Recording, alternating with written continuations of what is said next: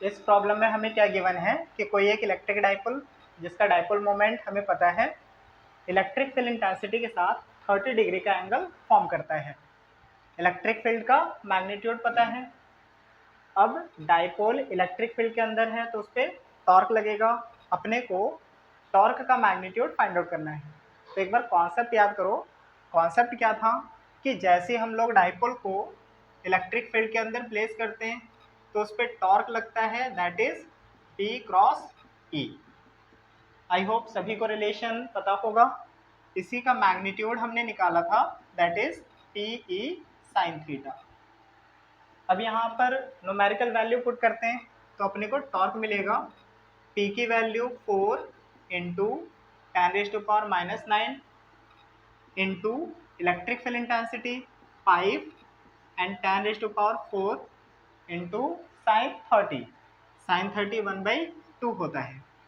इसे सॉल्व करेंगे, ये 2 हो गया, दैट इज 10 इंटू 10⁻5। सिंप्लीफाई करते हैं तो टॉर्क अपने पास 10⁻⁻4 न्यूटन मीटर मिलता है। तो ये अपना टॉर्क मिल जाता है।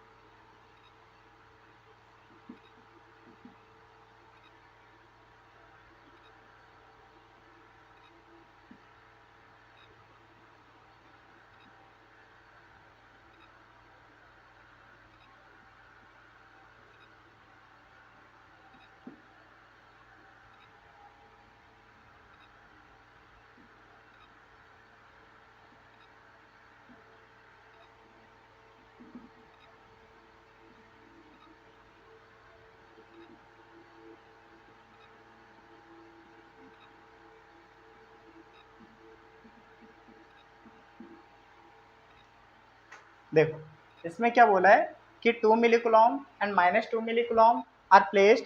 ये पोजीशन गिवन है। इन दोनों को चार्जेस को एक यूनिफॉर्म इलेक्ट्रिक फील्ड में प्लेस किया गया है। हमें टॉर्क का मैग्नीट्यूड फाइंड आउट करना है। तो दोनों चार्जेस को अगर सही से देखोगे तो 2 milli coulomb positive negative same pair of charges है, इक्वल एंड अपोजिट चार्जेस, कुछ सेपरेशन पर प्लेस्ड है। तो ये डाइपोल फॉर्म करेंगे। तो क्या हम लोग electric dipole moment vector form में Q एंड 2a वेक्टर लिख सकते हैं। ये पोजीशन वेक्टर था। पोजीशन वेक्टर निकाल लो, इसे R लिखेंगे। कैसे निकालते हैं? तो final value minus initial value with unit vectors means x में से x वाली वैल्यू को माइनस करो। 0 - 0 0 i कैप। तो ये 0 i कैप 1 - 0 करेंगे तो ये 1 - 0 that is 1 j cap and 0 - 0 0 k cap. और mm में वैल्यू गिवन है इंटू 10⁻³ मीटर। ये दोनों वैल्यूज तो 0 हैं तो पोजीशन वेक्टर मिल गया अपने को 10⁻³ j कैप। ये मीटर में अपना वैल्यू है। तो इलेक्ट्रिक डाइपोल मोमेंट ये हो जाएगा चार्ज, किसी भी चार्ज का मैग्नीट्यूड 2 इंटू 10⁻³ और ये अपना 10⁻³ j कैप। सिंप्लीफाई करेंगे तो 2 इंटू 10⁻6 j कैप। ये अपने पास इलेक्ट्रिक डाइपोल मोमेंट आ गया। हमें बोला है टॉर्क फाइंड आउट करना है और यहाँ electric field intensity vector form में गिवन है। तो हमारे लिए ज़्यादा आसान है कि हम इसे वेक्टर फॉर्म में ही सिंप्लीफाई कर लें और फिर टॉर्क की मैग्नीट्यूड को निकाल लें। तो वेक्टर फॉर्म में हम लोग इसे सॉल्व करते हैं। देखो टॉर्क वेक्टर फॉर्म में क्या था, P क्रॉस E। P की value 2 × 10⁻⁻6 J cap cross electric field intensity tan I cap plus tan J cap minus K cap. अब इसे सिंप्लीफाई करते हैं। J क्रॉस I क्या होता है, ये रूल याद रखो, I J K। अगर हम लोग एरो की सेम डायरेक्शन में जाएंगे तो दो यूनिट वेक्टर का क्रॉस तीसरे यूनिट वेक्टर के इक्वल होगा पॉजिटिव में, और एरो की अपोजिट डायरेक्शन में मूव करेंगे तो नेगेटिव में तीसरे यूनिट वेक्टर के इक्वल होगा। जैसे यहाँ पर J क्रॉस I निकालना है तो J क्रॉस I हम लोग रिवर्स डायरेक्शन में जा रहे हैं तो माइनस K कैप हो जाएगा। तो ये हो गया, जस्ट वैल्यू को हम लोग लिखेंगे 2 × 10⁻⁻6। अब क्रॉस प्रोडक्ट निकाल रहे हैं, J cross I minus K हो गया तो ये minus tan K cap. J cap cross J cap same unit vector होते हैं, क्रॉस प्रोडक्ट 0 हो जाता है तो ये J cap cross J cap 0 हो गया। J क्रॉस K I होगा पॉजिटिव का, यहाँ माइनस है तो ये हो गया माइनस I। तो ये अपना वेक्टर फॉर्म में आ गया। अब इसका मैग्नीट्यूड निकालेंगे तो ये सेम रहेगा 2 × 10⁻⁻6 and square root of unit vector के कॉफिशिएंट का स्क्वायर। तो I कैप के कॉफिशिएंट -1 है, -1 का स्क्वायर 1 प्लस K कैप का कॉफिशिएंट -10 का स्क्वायर करोगे 100 ऐड करोगे तो ये 101। तो टॉर्क मिल गया अपने पास 2 × 10⁻⁻6 √101 न्यूटन मीटर। तो वेक्टर फॉर्म में हमने इसको सिंप्लीफाई किया और फिर लास्ट में मैग्नीट्यूड को फाइंड आउट किया।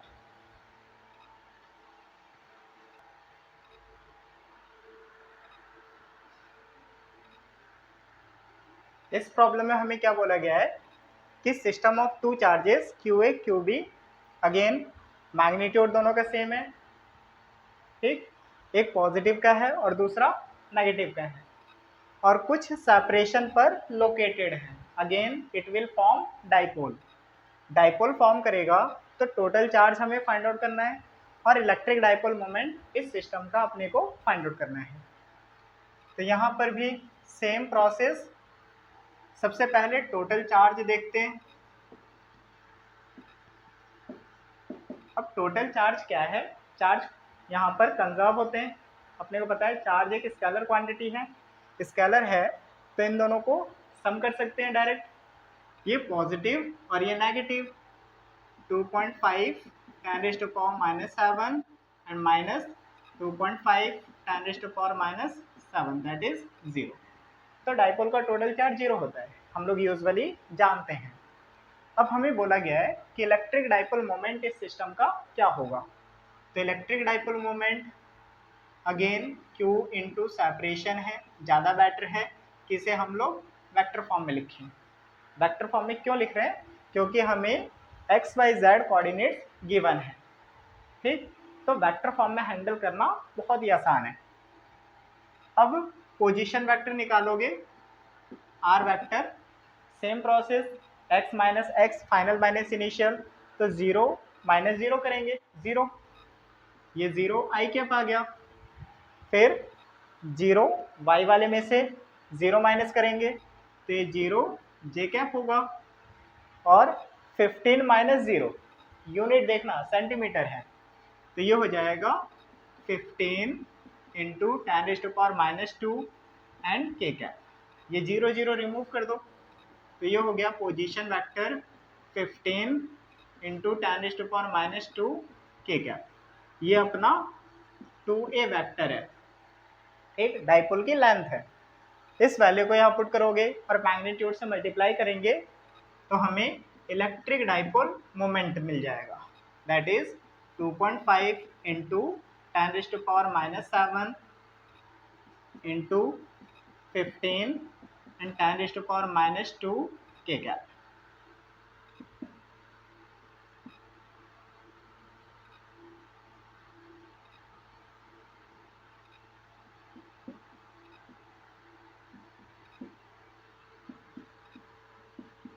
फर्दर सिंप्लीफाई करें तो 3.75 एंड 10⁻⁸ के कैप। मैग्नीट्यूड देखोगे तो मैग्नीट्यूड क्या हो गया, यूनिट वेक्टर का मैग्नीट्यूड 1 होता है, तो ये 3.75 इंटू 10⁻⁸ कूलॉम मीटर। तो ये हमारा इलेक्ट्रिक डाइपोल मोमेंट का मैग्नीट्यूड मिल जाता है। सेम नेक्स्ट क्वेश्चन करेंगे।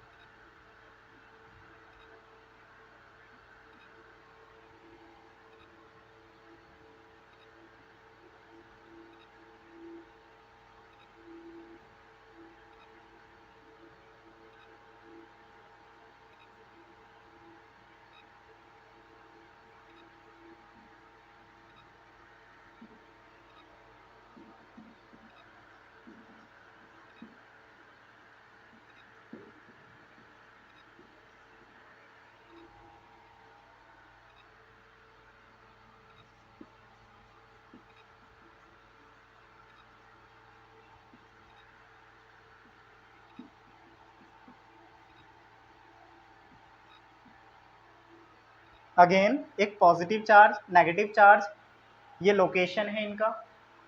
हमें बोला गया है कि find the magnitude of electric dipole moment so form. जो भी इलेक्ट्रिक डाइपोल मोमेंट फॉर्म होगा उसका मैग्नीट्यूड अपने को फाइंड आउट करना है। ठीक, तो यहाँ पर भी इलेक्ट्रिक डाइपोल मोमेंट को हम लोग वेक्टर फॉर्म में लिखेंगे, that is Q and 2a vector. 2a separation vector है, तो यहाँ 2a वेक्टर निकाल लो। Same final position minus initial position, देखो mm में है तो लास्ट में 10⁻³ से मल्टीप्लाई कर लेंगे। -a माइनस a, तो ये हो गया -2a i cap, -a minus 0, तो ये हो जाएगा -a j cap, and 3a minus a that is +2a k cap into 10⁻³ metre. तो ये अपना 2a वेक्टर हो गया। Q से मल्टीप्लाई कर लेंगे तो electric dipole moment Q,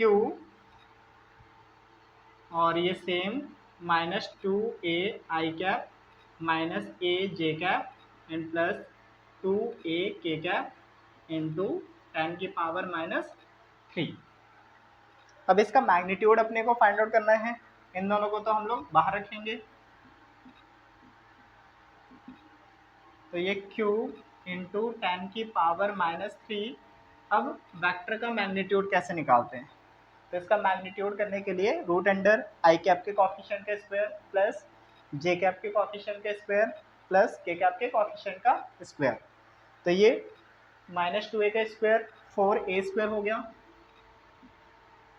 -a का स्क्वायर प्लस a² हो गया, एंड 2a का स्क्वायर 4a² हो गया। ये अपना 9a²,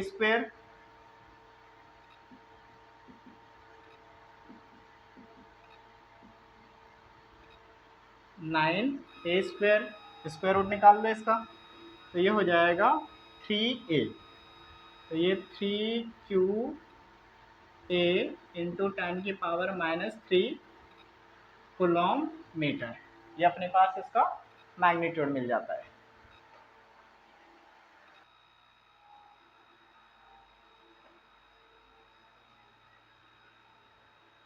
तो इस प्रॉब्लम में हमें क्या बोला गया है कि electron falls through a distance of 1.5 centimetre in uniform electric field, magnitude given है फिर direction of field reversed keeping its magnitude unchanged and proton falls through the same distance, calculate the time of fall in each case. अब यहाँ पर देखो एक electron को fall किया गया, सेम डिस्टेंस से एक प्रोटॉन को फॉल किया गया इलेक्ट्रिक फील्ड के डायरेक्शन को चेंज करके, मैग्नीट्यूड सेम है, स्ट्रेंथ सेम है। तो हमें दोनों कंडीशन में time of fall find out करना है।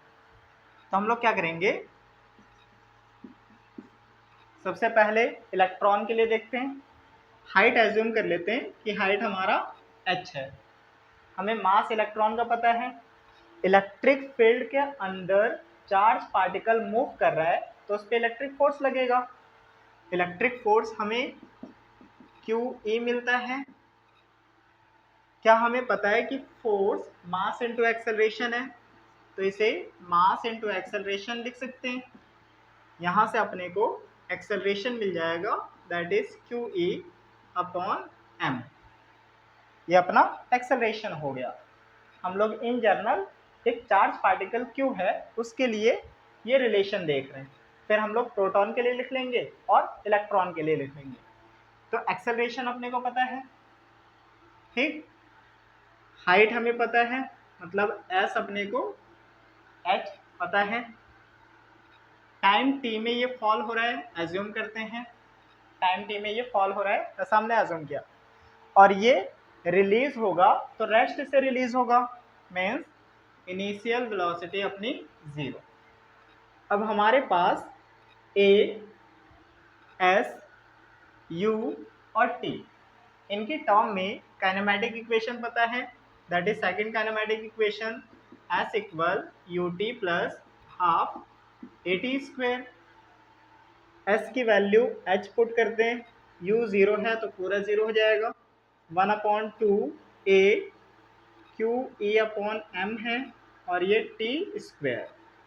यहाँ से t की वैल्यू फाइंड आउट करते हैं, that is 2mh divided by QE in square root.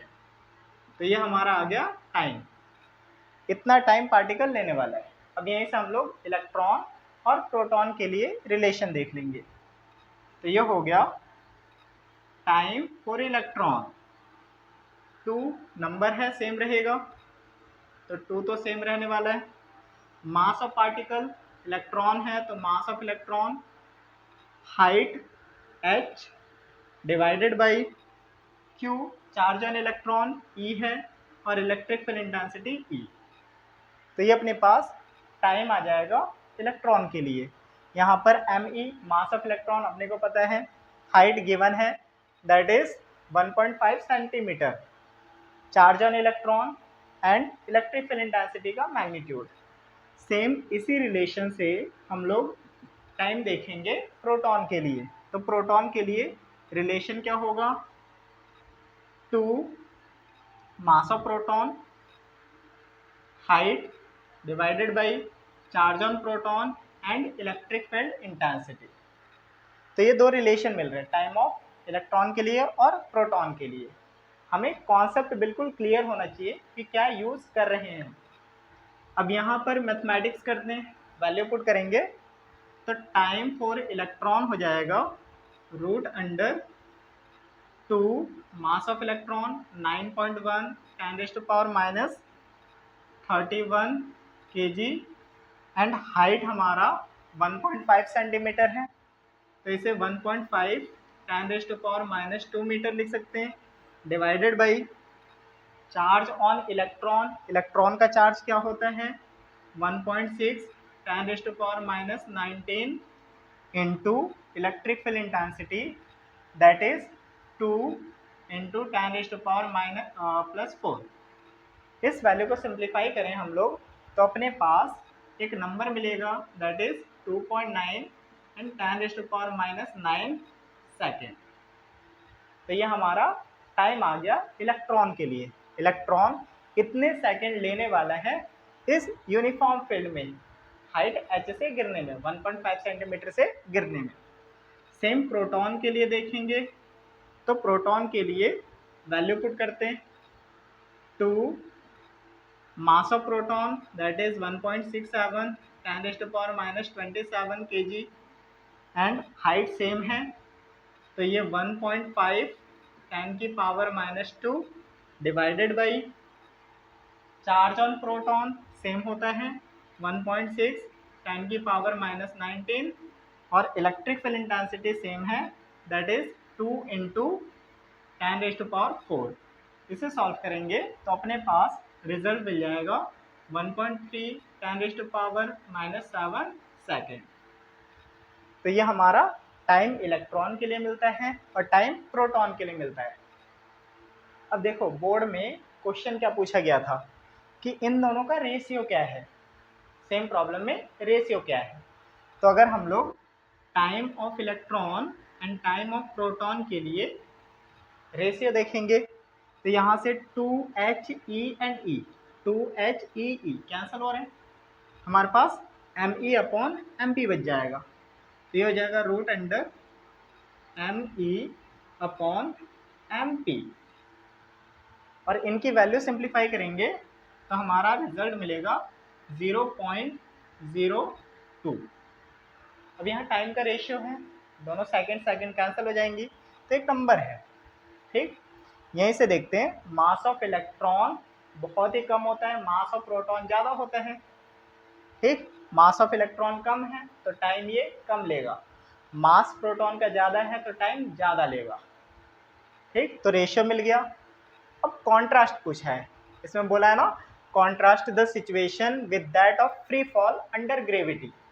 अब ग्रेविटी के लिए अगर रिलेशन याद हो, यहाँ पर फ्री फॉल की कंडीशन अगर सभी को पता हो फ्री फॉल, तो टाइम क्या आता है अपना रिलेशन √(2h/g), ये रिलेशन मिलता है। इस इक्वेशन में देखो, इस रिलेशन में time is independent of mass, time mass से इंडिपेंडेंट है, लेकिन इस रिलेशन को अगर ऑब्जर्व करोगे तो टाइम इंक्लूड्स मास, मतलब इलेक्ट्रॉन और प्रोटॉन की कंडीशन में यूनिफॉर्म फील्ड में छोड़ा गया तो उसमें मास पर भी टाइम डिपेंड करता है, और फ्री फॉल की कंडीशन में टाइम मास पर डिपेंड नहीं करता, दैट इज द कॉन्ट्रास्ट। यही कॉन्ट्रास्ट है अपना, ठीक, कि यहाँ पर मास पर डिपेंड करेगा जबकि फ्री फॉल में मास पर डिपेंड नहीं करता। तो ऐसा रिजल्ट क्यों आ रहा है, यहाँ पर मास पर डिपेंड क्यों कर रहा है, क्योंकि पार्टिकल का जो एक्सेलरेशन होगा दैट इज मोर, बहुत ही ज़्यादा होगा, more larger than the acceleration due to gravity. तो हमने एक्सेलरेशन ड्यू टू ग्रेविटी को नेग्लेक्ट किया है, इसीलिए अपने पास ये रिजल्ट मिलता है।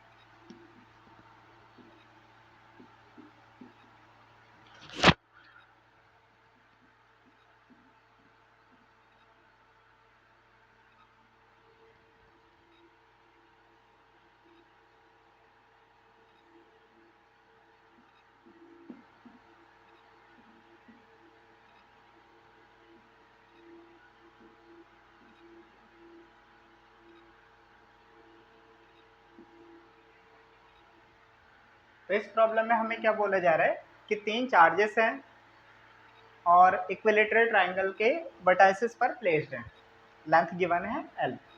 हमें हर एक चार्ज पर फोर्स फाइंड आउट करना है। ठीक, अगेन सिंपल सा क्वेश्चन है, कॉन्सेप्ट क्लियर होना चाहिए। तो सबसे पहले हम लोग इस पॉइंट A पर फोर्स फाइंड आउट करेंगे। तो फोर्स हम लोग फाइंड आउट करने वाले हैं A पर। अब देखो ये पॉजिटिव चार्ज है, अगर B का फोर्स देखेंगे पॉइंट A पर तो ये पॉजिटिव पॉजिटिव को रिपेल करेगा तो ये डायरेक्शन होगी। कूलॉम्स लॉ के according magnitude K Q1 Q2 upon L square हो जाएगा। और ये चार्ज नेगेटिव है तो इस A वाले चार्ज को अपनी तरफ अट्रैक्ट करेगा। ठीक, ये पॉजिटिव और ये नेगेटिव, तो अट्रैक्ट होगा चार्ज, तो ये अट्रैक्ट हो रहा है। इसका मैग्नीट्यूड लिखें तो ये हो गया K Q square upon L square. अब हमें ये ट्राइंगल पता है कि ये इक्विलेटरल ट्राइंगल है। अगर इक्विलेटरल है तो यहाँ एंगल कितना होगा 60 डिग्री। अगर ये एंगल 60 डिग्री है तो ये रेस्ट एंगल कितना होगा, एक लीनियर लाइन पर, स्ट्रेट लाइन पर जो एंगल होता है 180 डिग्री होता है। तो 180 में से ये 60 माइनस करोगे तो ये अपना 120 डिग्री आएगा।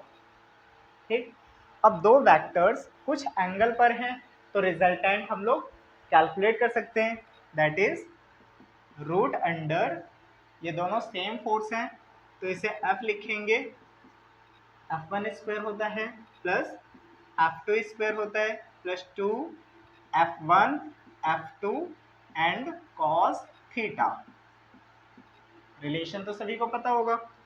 तो फोर्स ऑन A ये हो जाएगा root under F square plus F square 2F square and plus 2F square cos 120 degree. बहुत ही इंटरेस्टिंग सा केस है cos 120 डिग्री। आई होप बहुत सारे मैथमेटिक्स के स्टूडेंट होंगे उनको तो पता होगा। ठीक, इसकी वैल्यू निकालोगे तो इसे हम लोग cos 90 प्लस 30 लिख सकते हैं। cos 90 प्लस 30 माइनस साइन 30 हो जाएगा, तो ये हो जाएगा माइनस साइन 30 मीन्स -1/2। तो cos 120 -1/2 होता है, यहाँ पर हम लोग -1/2 लिखेंगे, माइनस एफ स्क्वायर एंड ये 2F स्क्वायर, तो रिजल्ट आ गया F स्क्वायर स्क्वायर रूट में दैट इज F, और F की वैल्यू क्या है K Q square upon L square. तो ये हमारा फोर्स मिल गया on A। Same force on B देखते हैं, तो B भी एक पॉजिटिव चार्ज है।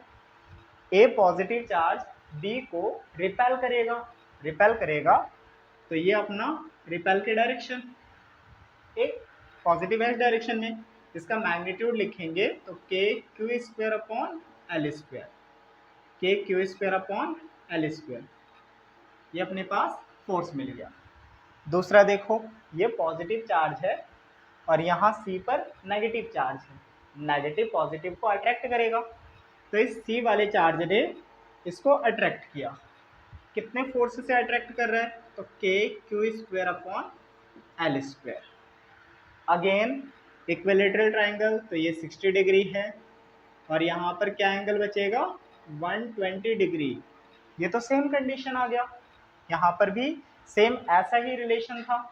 ओके, तो इन दोनों के बीच में एंगल 120 डिग्री है तो फोर्स भी अपना सेम मिलेगा। तो इसे हम लोग डायरेक्टली लिख सकते हैं force on B that is K Q square upon L square. अब हमारा पॉइंट C पर फोर्स निकालना बचा है, तो इस C वाले चार्ज को देखेंगे, ये तो नेगेटिव चार्ज है तो इस पॉजिटिव चार्ज के थ्रू अट्रैक्ट होगा तो इसकी डायरेक्शन, फोर्स का मैग्नीट्यूड लिखते हैं that is K Q square upon L square.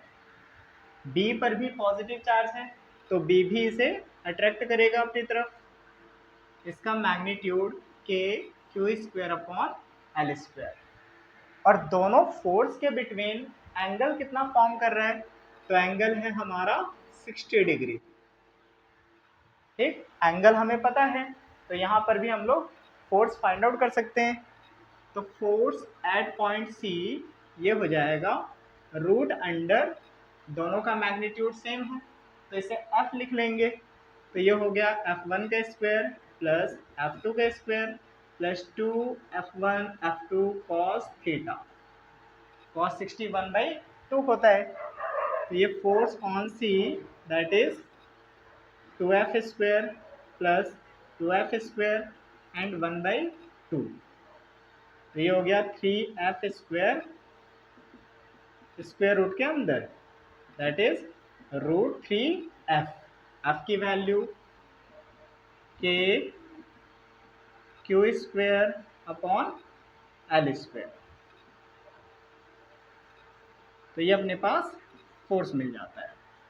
तो हमने यहाँ पर तीनों पॉइंट चार्जेस पर फोर्स को फाइंड आउट किया, बाकी की अदर चार्जेस की वजह से। तो हमारा फिजिक्स में मेन काम होता है कि कॉन्सेप्ट को क्लियर रखना। जितना ज़्यादा कॉन्सेप्ट क्लियर होगा उतना जल्दी हम लोग और सिंपल वे में क्वेश्चन को हैंडल कर पाएंगे। ठीक, तो ज़्यादा से ज़्यादा कॉन्सेप्ट को क्लियर करो, बार बार रिवाइज करो फिजिक्स को, तो बहुत ही अच्छे क्वेश्चन मिलेंगे। सिंपल क्वेश्चन है, इन्हें बार बार ट्राई करो।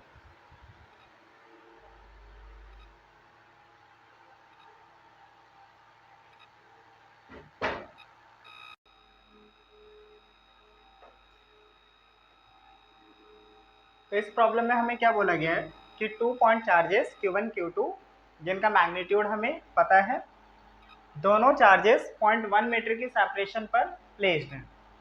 हमें पॉइंट ए, बी और सी पर electric field intensity find out करनी है।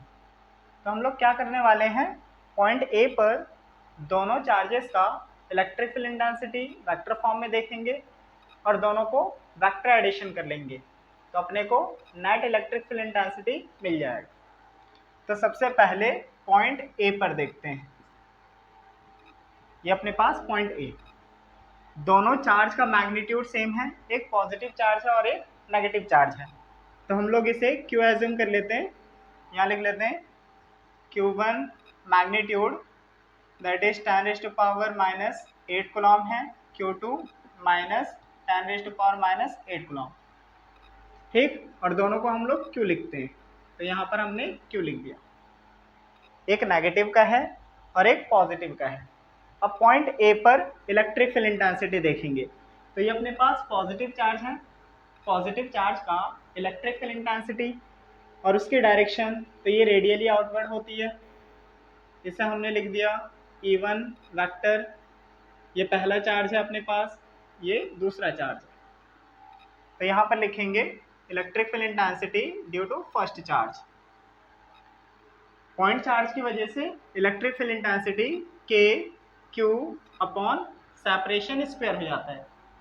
क्या हम लोग इसे 5 × 10⁻⁻2 लिख सकते हैं? तो हो जाएगा 5 × 10⁻⁻2 इसका होल स्क्वायर। और इलेक्ट्रिक फील्ड इंटेंसिटी की डायरेक्शन, तो ये डायरेक्शन अपना पॉजिटिव एक्स डायरेक्शन में है। सेम नेगेटिव चार्ज का फील्ड देखेंगे, तो नेगेटिव चार्ज का फील्ड रेडियली इनवर्ड होता है, टुवर्ड द चार्ज होता है। तो इसका फील्ड सेम इसी डायरेक्शन में हो जाएगा। E2 वेक्टर लिखें, तो ये हो गया के Q upon separation square, again 5 × 10⁻⁻2 इसका होल स्क्वायर, और डायरेक्शन अपना आई है। जब भी हम लोग वेक्टर फॉर्म में प्रॉब्लम को हैंडल कर रहे हो, तो यहाँ से मैग्नीट्यूड प्लस माइनस का हमें साइन लेना नहीं होता। चार्ज में प्लस माइनस से कुछ लेना देना नहीं है। क्यों नहीं है? क्योंकि हम लोग डायरेक्शन को इंडिकेट कर रहे हैं, डायरेक्शन अपना यहाँ पर इंडिकेट कर दिया है। अब नेट फील्ड के लिए क्या करेंगे, तो दोनों को वेक्टर फॉर्म में ऐड करते हैं। दोनों सेम है, यहाँ पॉजिटिव आई कैप है, पॉजिटिव आई कैप है, दोनों ऐड करेंगे तो 2kq अपॉन 5 का स्क्वायर एंड 10⁻⁻2 का स्क्वायर आई। वैल्यू पुट करते हैं 2 के की वैल्यू इंटू क्यू, क्यू की वैल्यू हमारा 10⁻⁻8 and divided by 25 and 10⁻⁻4 and I cap. इसे सॉल्व करेंगे तो नेट इलेक्ट्रिक फील्ड इंटेंसिटी ये हो गया 18 इंटू ये -4, 10⁻⁻4 ऊपर जाएगा 13 हो गया, 13 -8 करोगे तो ये 10⁻5 बचेगा, divide by 25 I cap. Simplify करना है, सिंपल से मैथ करते हैं। 18 इसे ब्रेक करके हम लोग 100 10⁻3 अपॉन 25 लिखते हैं और यहाँ आई 25 से ये कैंसिल हो जाएगा, दैट इज 72 10⁻3 आई। तो नेट इलेक्ट्रिक फील्ड इंटेंसिटी ये अपना मिल गया 7.2 10⁻4 आई कैप। मैग्नीट्यूड लिखेंगे तो हमने electric field intensity find out किया पॉइंट ए पर, तो हम लोग नेट फील्ड को ए लिख रहे हैं, दैट इज 7.2 10⁻4 न्यूटन पर कूलम। तो ये अपना इलेक्ट्रिक फील्ड इंटेंसिटी मिल जाता है पॉइंट ए पर। अब बात करते हैं पॉइंट बी पर। At point B again vector form हम लोग यूज करने वाले हैं, वेक्टर फॉर्म यूज करेंगे। तो पहले इस पॉजिटिव चार्ज का फील्ड देखते हैं। अब ये पॉजिटिव है तो यहाँ पर फील्ड की डायरेक्शन रेडियली आउटवर्ड होगी, radially outward means negative x direction में।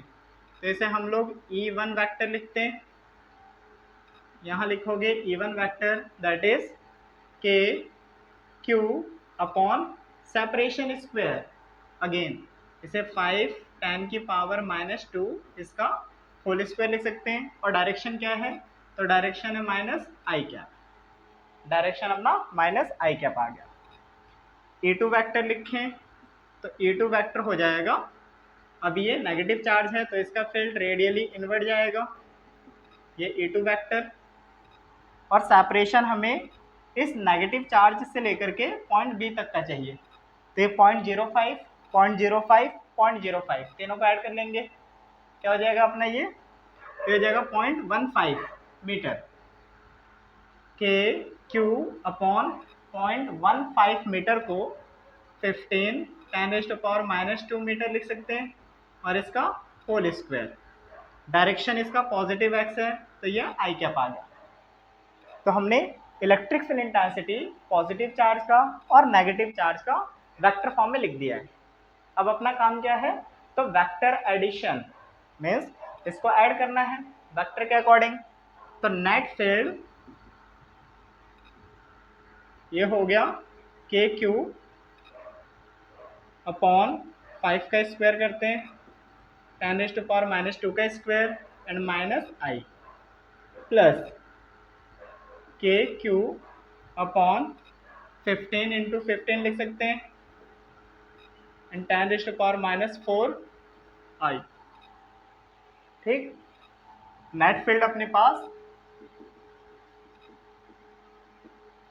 वैल्यू पुट करेंगे, के की वैल्यू 9 इंटू 10⁻9, क्यू की वैल्यू अपनी 10⁻⁻8 and divided by 25 10⁻⁻4 and negative I plus के की वैल्यू क्यू की वैल्यू अपॉन 15 इंटू 15 10⁻⁻4 आई।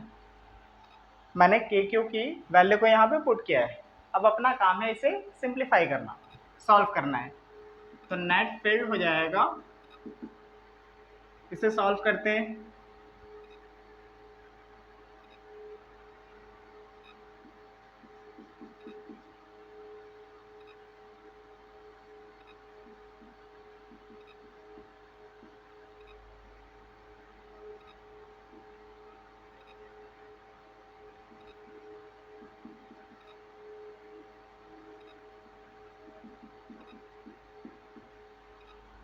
देखो अगेन हमने 10⁻⁻4 को ऊपर सेपरेट किया, 10⁻13 पॉजिटिव और ये 10 की पावर -8, तो 10 की पावर 13 इंटू 10 की पावर -8, इसे सॉल्व करेंगे तो 10 की पावर 5 आएगी। इसमें से हमने 10 की पावर 2 को ब्रेक कर लिया। ब्रेक क्यों किया है? क्योंकि ये सिंप्लीफाई हो जाएगा। तो नेट फील्ड ये हो गया अपना -36 इंटू 10⁻³ एंड प्लस, इसे सिंप्लीफाई करते हैं,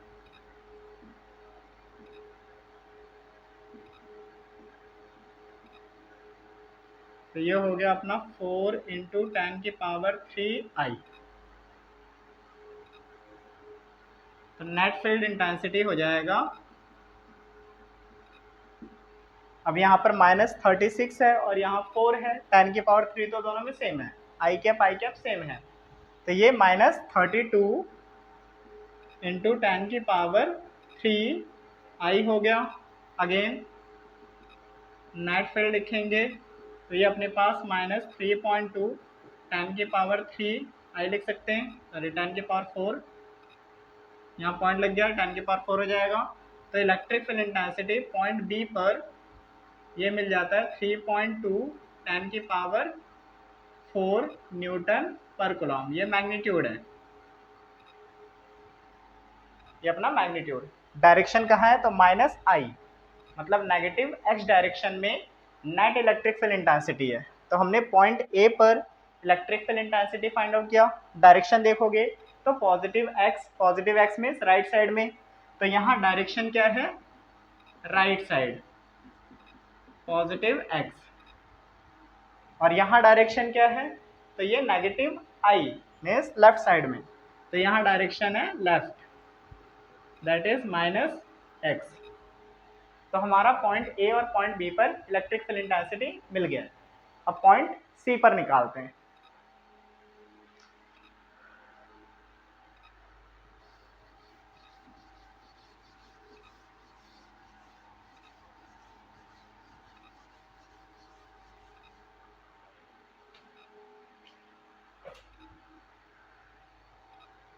अब पॉइंट सी पर देखेंगे, पॉइंट सी इसका इक्वेटर है। अच्छा, ये सेपरेशन देखो तो 0.1 मीटर, ये भी 0.1 मीटर, और पॉजिटिव से नेगेटिव चार्ज का सेपरेशन भी 0.1 मीटर है। ठीक, तो हमें पता चलना चाहिए कि ये एक इक्विलेटरल ट्रायंगल फॉर्म कर रहा है, अगर ये इक्विलेटरल ट्रायंगल फॉर्म कर रहा है तो ये एंगल 60 डिग्री होगा, ये एंगल 60 डिग्री होगा, and this angle will also be of 60 degree. तीनों 60 डिग्री के एंगल्स होंगे, बेसिक मैथ है। अब इस पॉइंट सी पर पॉजिटिव चार्ज की वजह से फील्ड की डायरेक्शन देखो, तो फील्ड की डायरेक्शन रेडियली आउटवर्ड हो गया, इसका हम लोग मैग्नीट्यूड लिखते हैं। ठीक, तो E1 का मैग्नीट्यूड लिखेंगे, that is KQ upon this separation square, 10⁻⁻1 का स्क्वायर। हमें स्पेसिफिक डायरेक्शन नहीं पता कि ये electric field intensity positive x direction में है या नेगेटिव x डायरेक्शन में है, तो हमने मैग्नीट्यूड लिखा। अगेन नेगेटिव चार्ज, इसकी फील्ड की डायरेक्शन पे रेडियली इनवर्ट जाएगा, इसे E2 लिख दिया हमने। तो E2 का मैग्नीट्यूड लिखेंगे, that is KQ and separation square. Again separation देखो 0.1 मीटर है, that is 10⁻⁻1 and it's whole square. क्या E1 E2 दोनों का मैग्नीट्यूड सेम है? E1 E2 दोनों का मैग्नीट्यूड सेम है, इसे हम लोग E लिख लेंगे। ठीक, अब इसको रिजॉल्व करते हैं। यहाँ पर अपने पास E1 है और यहाँ अपने पास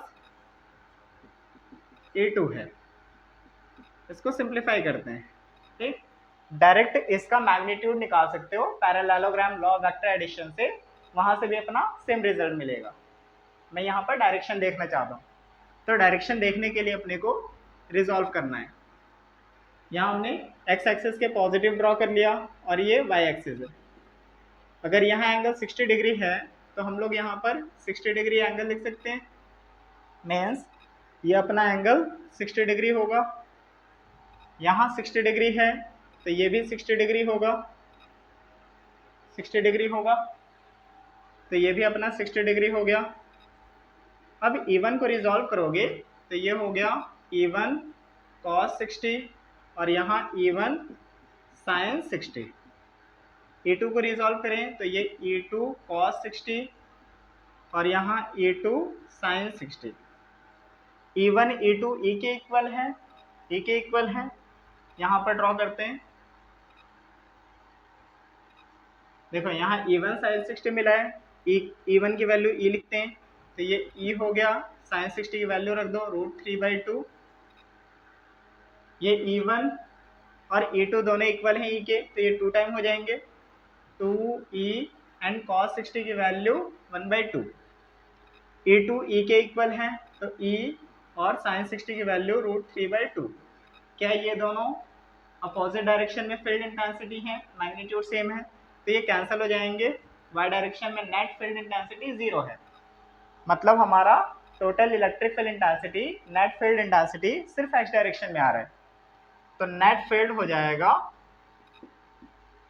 दैट इज 2E 1/2। 2 से 2 कैंसिल हो गया, तो E और डायरेक्शन इसका I cap. Electric field intensity E की वैल्यू पुट कर दो, तो नेट फील्ड इंटेंसिटी हो गया E की value K that is 9 × 10⁻⁹, Q की value 10⁻⁻8 and divided by square करो, 10⁻⁻2 हो गया, एंड I सिंप्लीफाई करेंगे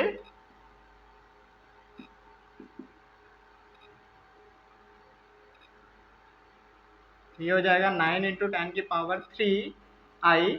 इसका मैग्नीट्यूड लिखेंगे, पॉइंट C पर निकाल रहे हैं, तो ये 9 × 10⁻3 न्यूटन पर कूलम। तो हमने पॉइंट A, B और C पर इलेक्ट्रिक फील्ड इंटेंसिटी को फाइंड आउट किया है और उसकी डायरेक्शन देखा है। इसका डायरेक्शन क्या आ रहा है, right side, means positive x, तो डायरेक्शन आ गया right side, positive x direction है। तो इस तरह से अपने को प्रॉब्लम हैंडल करना है, वेक्टर फॉर्म में हैंडल करना ज़्यादा आसान है, तो हमने वेक्टर फॉर्म में इसको हैंडल किया। ठीक, बहुत ही सिंपल सा क्वेश्चन था।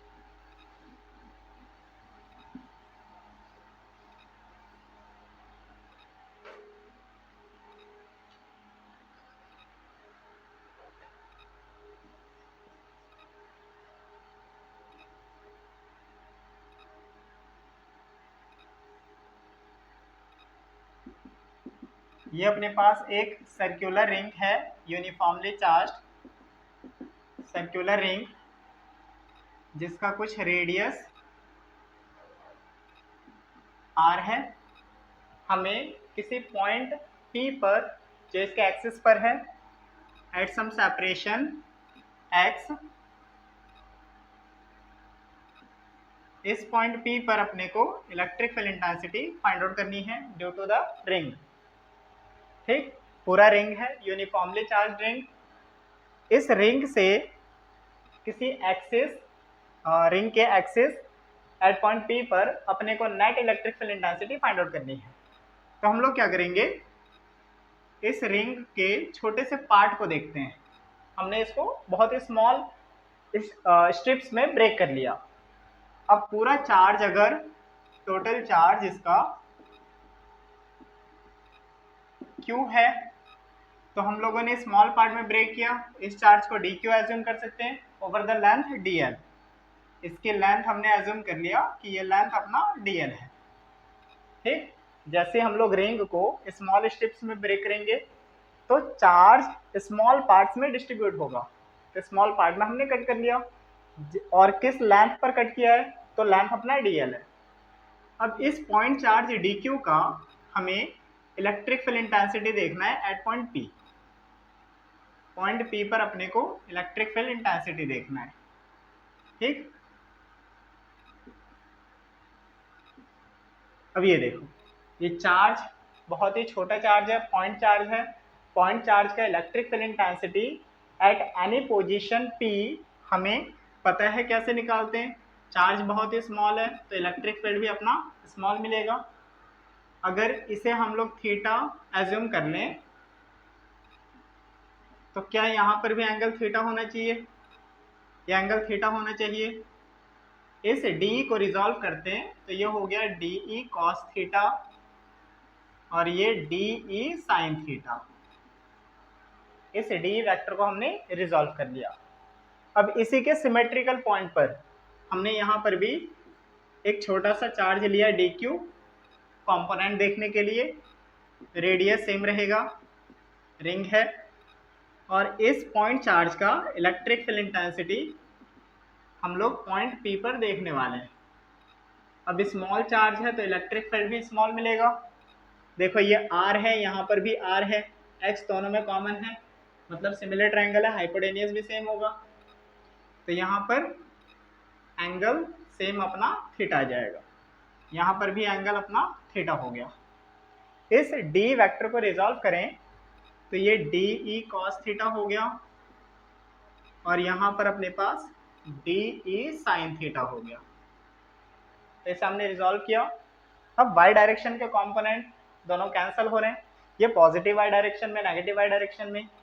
तो वाई डायरेक्शन में तो कोई फील्ड इंटेंसिटी नहीं है, मतलब total electric field intensity due to this ring point P पर सिर्फ एक्स कंपोनेंट की वजह से मिलने वाला है। हमने दो सिमेट्रिकल पॉइंट लिया ताकि एनालाइज कर सकें कि किस पॉइंट की फील्ड इंटेंसिटी बची हुई है जिसकी वजह से टोटल फील्ड अपना मिलेगा। वाई वाले तो कैंसिल हो गए, तो हमारा total field intensity x direction की वजह से आ रहा है। तो हम लोग यहाँ पर नेट फील्ड लिख सकते हैं, that will be sum of all X components. तो इसे डी ई कॉस थीटा हमने लिख लिया। अब यहाँ चार्ज यूनिफॉर्मली डिस्ट्रीब्यूटेड है, मतलब कंटिन्यूअस सिस्टम है, और कंटिन्यूअस सिस्टम होता है तो हम लोग डिस्क्रीट की तरह ऐड नहीं कर सकते, तो इसे हमें इंटीग्रेट करना पड़ेगा। तो इसकी जगह हमें इंटीग्रेशन का नोटेशन लेना है, और ये हो गया डी ई कॉस थीटा। अब डी ई क्या है? Small electric field due to small point charge. एक छोटा सा पॉइंट चार्ज है, बहुत ही स्मॉल पॉइंट चार्ज है। तो क्या हम लोग पॉइंट चार्ज की इलेक्ट्रिक फील्ड इंटेंसिटी जानते हैं? ऑफ कोर्स हमें पता है, दैट इज के। यहाँ क्यू होता है, चार्ज अपना स्मॉल डी क्यू है तो डी क्यू लिख दिया, और इसे हम लोग आर एज्यूम कर लेते हैं। पाइथागोरस से इस आर को फाइंड आउट कर लेंगे, तो यहाँ आर स्क्वायर। तो सेम है इलेक्ट्रिक फील्ड इंटेंसिटी के, ये पूरा D Q upon R square, K Q upon R square की तरह है। डी ई की वैल्यू को यहाँ पुट करेंगे तो नेट फील्ड इंटेंसिटी ये हो गया integration K D Q upon R square and cos theta. इस ट्राइंगल से कॉस थीटा की वैल्यू देखते हैं, तो क्या cos theta base by hypotenuse होता है, तो ये एक्स अपॉन आर हो जाएगा। अब इस इंटीग्रेशन को देखो तो इंटीग्रेशन क्यू के रिस्पेक्ट में हो रहा है, इंटीग्रेशन क्यू के रिस्पेक्ट में हो रहा है, और ये सारी वैल्यूज देखोगे तो ये इंडिपेंडेंट है क्यू से, तो इसे हम लोग कांस्टेंट के एक्स अपॉन आर की पावर 3 लिख सकते हैं, and integration of a D Q. अब इंटीग्रेशन का मतलब पूरा चार्ज, इंटीग्रेशन में टोटल चार्ज। टोटल चार्ज क्या है अपना? तो कैपिटल क्यू है, तो ये पूरा इंटीग्रेशन कैपिटल क्यू हो गया, तो K Q X upon R cube. इस आर की वैल्यू निकाल लो, आर की वैल्यू क्या हो जाएगी? तो पाइथागोरस से ये हो जाएगा root under R square plus X square, ये अपना हाइपोटेनस मिलेगा। यहाँ स्मॉल आर की वैल्यू पुट करते हैं तो नेट इलेक्ट्रिक फील्ड इंटेंसिटी हो गया के क्यू एक्स अपॉन रूट का मतलब पावर 1/2 है, 3 से मल्टीप्लाई करेंगे तो पावर 3/2 हो जाएगा। तो ये r² प्लस x² इसकी होल पावर 3/2, ये अपने पास नेट इलेक्ट्रिक फील्ड इंटेंसिटी मिल जाता है on the axis of circular ring. ठीक है, अपने पास नेट फील्ड इंटेंसिटी है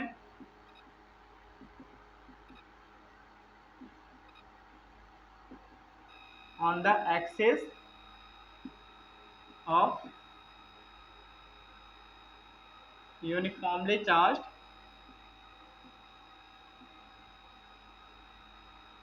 सर्कुलर रिंग।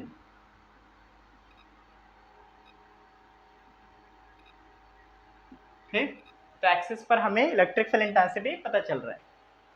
अब अगर हम ऐसा एज्यूम करें कि point P it lies at the centre of the ring, ring के सेंटर पर लाई कर रहा है। अगर ये पॉइंट P रिंग के सेंटर पर लाई करे, ठीक, तो क्या ये डिस्टेंस रिड्यूस हो जाएगा? Zero, reduce to zero.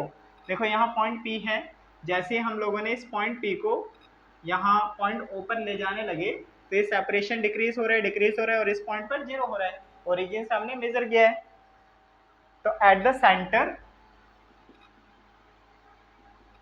Centre of ring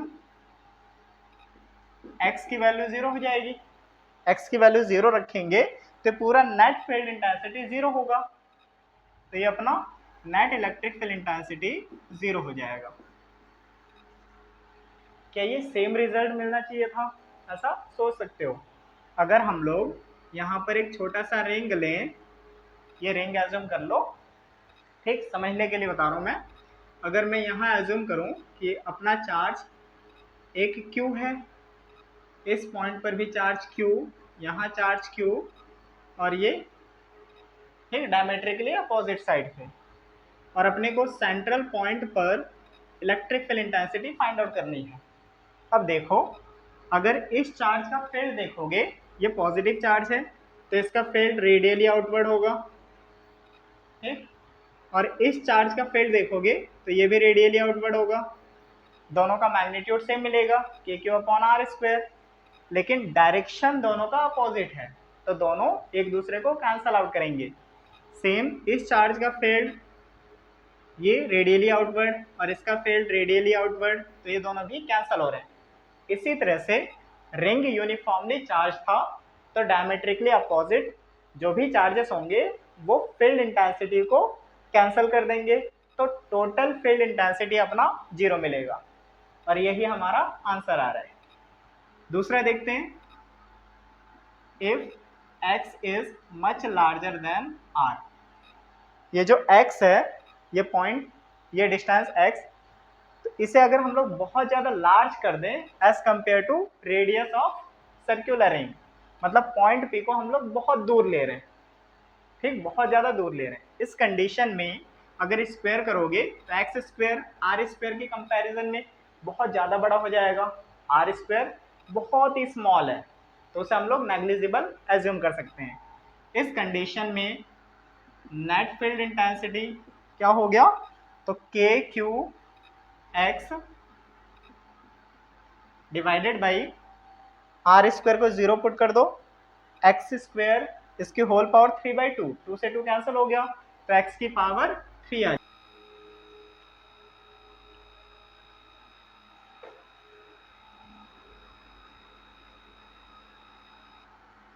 ये अपने पास x³ हो गया। यहाँ x से x³ को कैंसिल कर सकते हैं, तो नेट इलेक्ट्रिक फील्ड इंटेंसिटी ये हो जाएगा KQ/x²।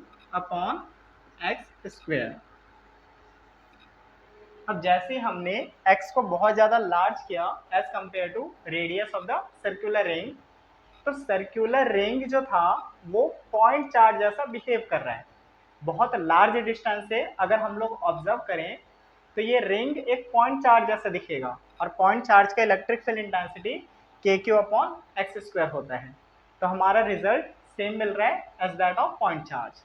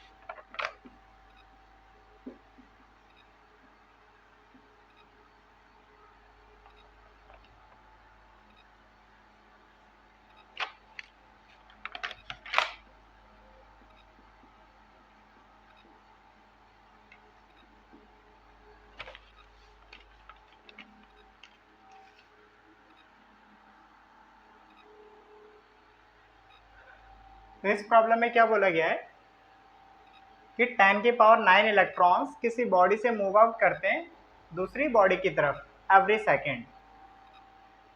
अगर 1 कूलम ऑफ टोटल चार्ज हो तो 1 कूलम चार्ज को एक बॉडी से दूसरे बॉडी में जाने में कितना टाइम लगेगा, अपने को टोटल टाइम यहाँ पर फाइंड आउट करना है।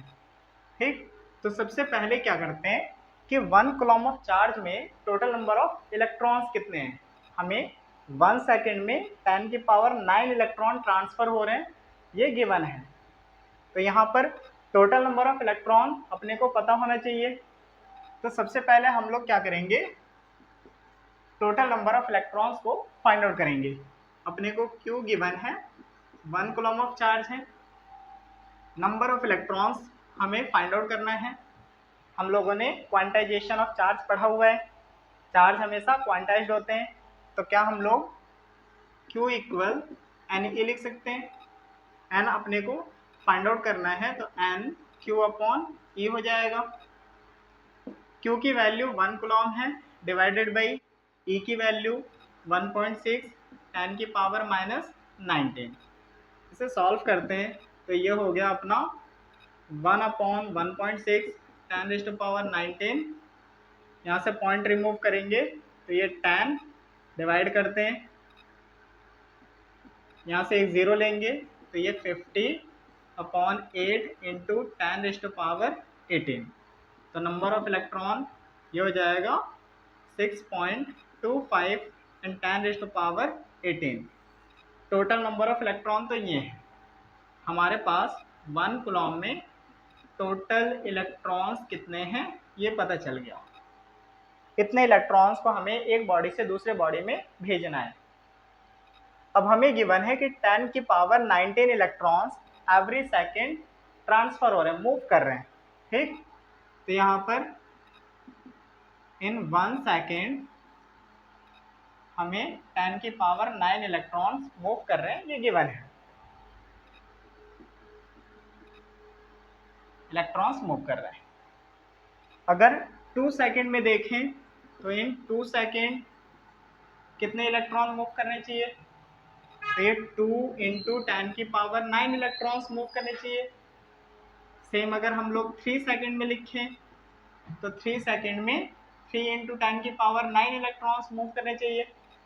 इन जनरल अगर हम लोग t सेकेंड में बात करें तो t सेकेंड में t इंटू 10 की पावर 9 इलेक्ट्रॉन्स मूव करने चाहिए। हमें यहाँ पर इतने इलेक्ट्रॉन्स को मूव कराना है, तो क्या करेंगे, t इंटू 10 की पावर 9 इक्वल 6.25 एंड 10 की पावर 18। इतने इलेक्ट्रॉन्स को हम लोग t सेकेंड में मूव करा रहे हैं। ओके, तो t की वैल्यू हो जाएगी 6.25 10 की पावर 18 अपॉन 10 की पावर 9। सिंप्लीफाई करते हैं तो 6.25 एंड 10 की पावर 9 सेकेंड में आया, ये अपने पास सेकेंड में आंसर आ रहा है। अब सेकेंड को मिनट में कन्वर्ट करते हैं तो ये 6.25 10 की पावर 9 अपॉन 60 कर लेंगे, मिनट में आ गया। इसे आर में कन्वर्ट करते हैं, 60 से डिवाइड करेंगे। ठीक, 1 आर में पता चल गया। अब एक दिन में करते हैं, 24 से डिवाइड कर लेंगे, एक दिन का आ गया। तो हम लोग पूरे साल का निकाल सकते हैं, तो 365 से डिवाइड कर लिया, तो ये हो गया अपना ईयर में। इस वैल्यू को सॉल्व करेंगे, we will have approx 198 years. ये अपने पास आंसर आता है। अगर अपने पास 1 कूलम ऑफ चार्ज है और 10 की पावर 9 इलेक्ट्रॉन्स एवरी सेकेंड में एक बॉडी से दूसरे बॉडी पर ट्रांसफर हो रहे हैं, तो 1 कूलम ऑफ चार्ज को एक बॉडी से दूसरे बॉडी में जाने में 198 ईयर्स लग जाएगा। That is very large time. तो हमें प्रॉब्लम को कैसे हैंडल करना है, ओके, ये अपने को पता चल रहा है।